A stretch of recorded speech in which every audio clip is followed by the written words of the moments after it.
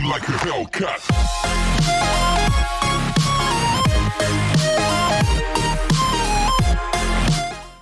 Hey guys, this is Matt, the EmeraldAvenger, and in today's video we are going to be talking about role queue and what I think of it. This is not an in my opinion video, this is kind of just what I currently think of role queue. Do I think it's good? Do I think it's bad? Do I think it's going to be good in the long run? Do I think it's going to change anything in the long run?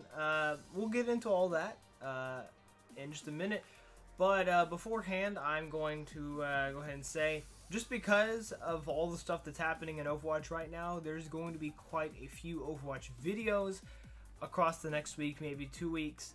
But once everything settles, I have plenty of Halo videos. I have 2 for this week already, but I'll have plenty of Halo videos leading up to Halo Infinite in the coming months. And of course, until Halo Infinite comes out. But let's get right into this video.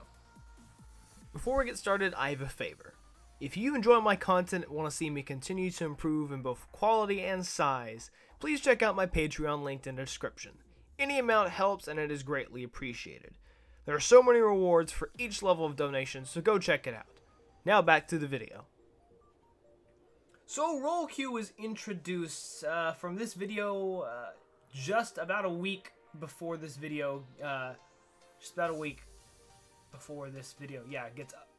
uploaded. It came out last Thursday. It'll be Tuesday when this gets uploaded.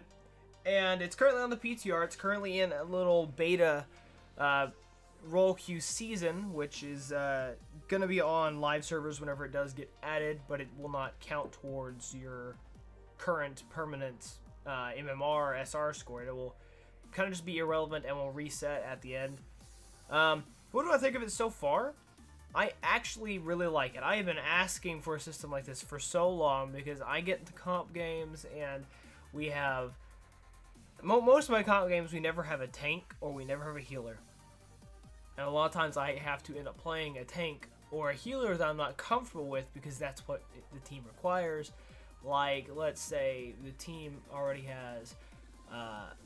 well, there was one situation a couple weeks ago where, I think it was right before the last season ended, where we had like 4 DPSs and then we had a Roadhog. We really needed a shield tank of some sort. We didn't even have a healer either. We needed a shield tank or a healer, so I ended up switching between Brig and Orisa over and over again, just depending on how alive my team was staying throughout the game. And it was just, I hated it. I'm not good at playing shield tanks in general. I'm decent at Orisa, but not as good as I am.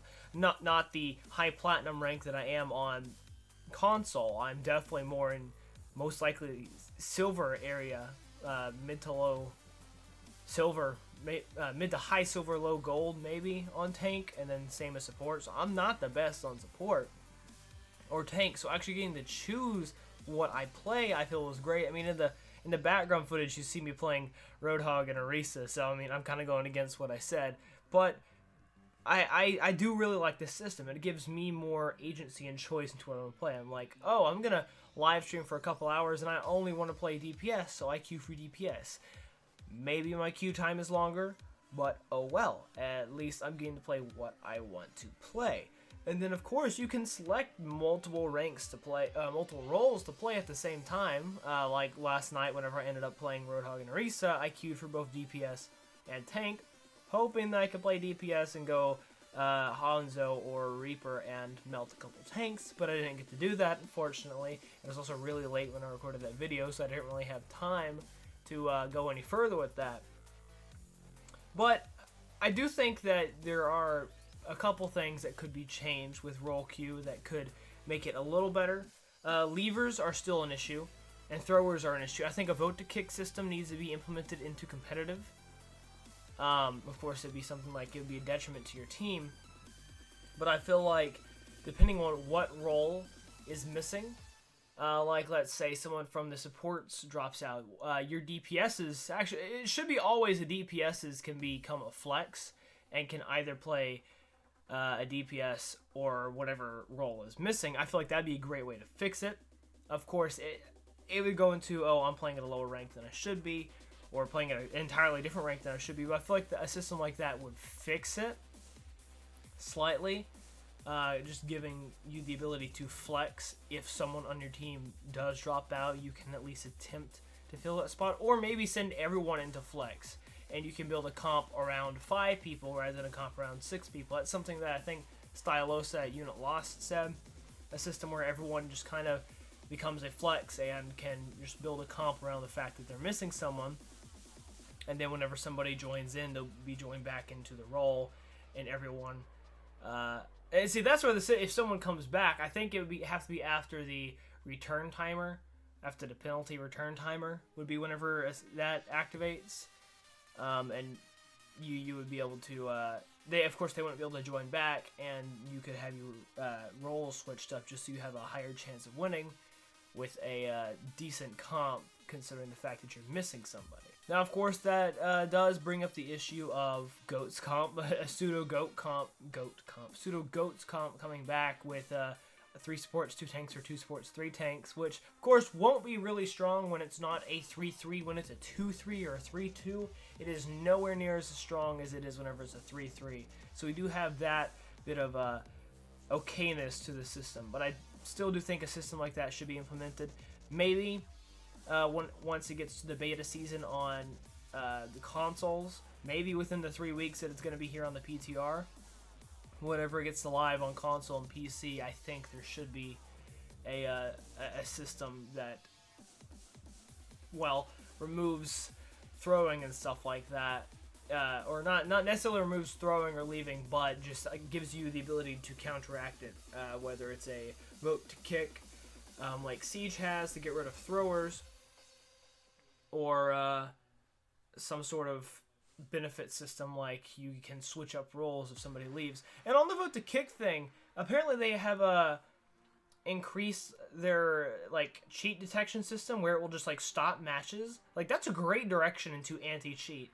I do feel like a system like that to get rid of throwers and cheaters, if you could vote to kick because they are cheating or vote to kick because they are throwing, kind of system, and it'll be reviewed, since stuff like that's a current in-game thing, and someone legitimately cheating in-game, it will be a lot easier of a system for people to just manually analyze as reports come in. I think it shouldn't be that hard of a system to implement.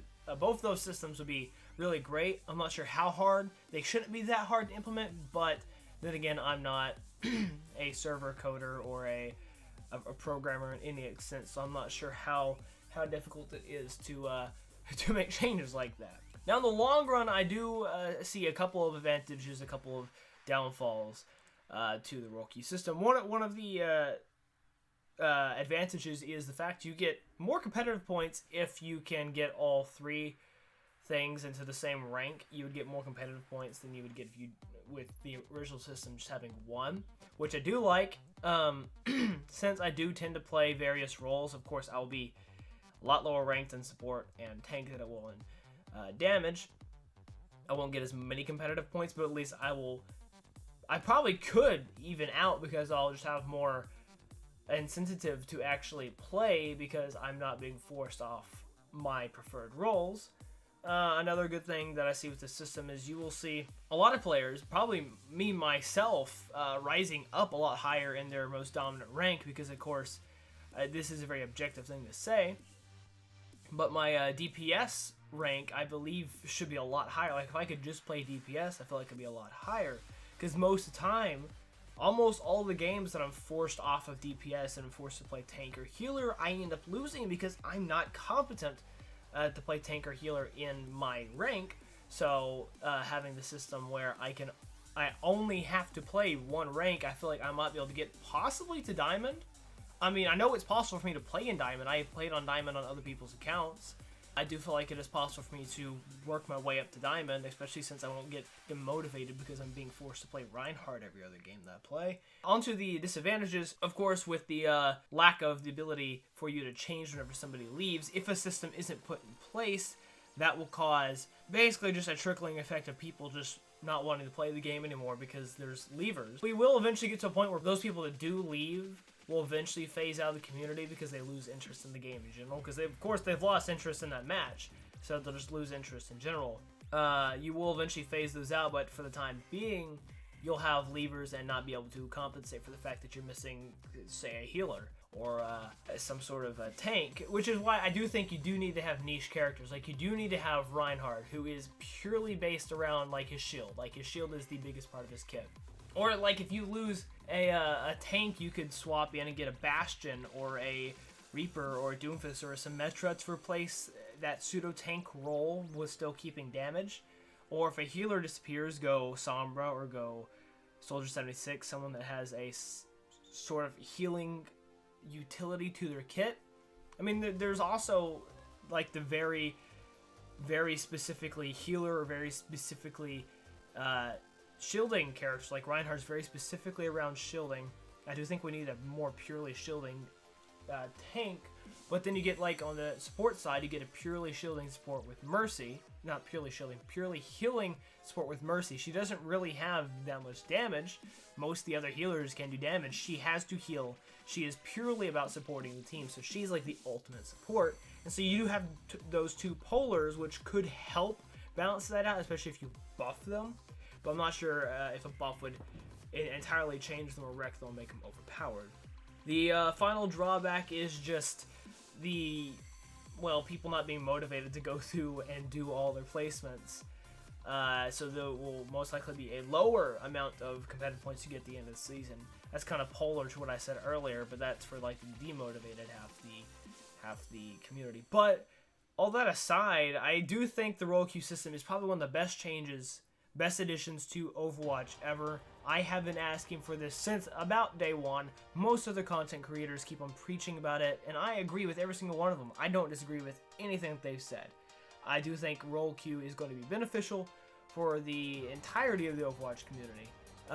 But yeah, I guess I'll leave it there. So thank you guys for watching. Please like, comment, and subscribe for more content. Go follow me on all my social medias to keep up to date with me off the channel. Go to Discord, join the conversation, and go to my Patreon to support this channel. See you guys in the next one. This is Matt, the EmeraldAvenger. Peace out.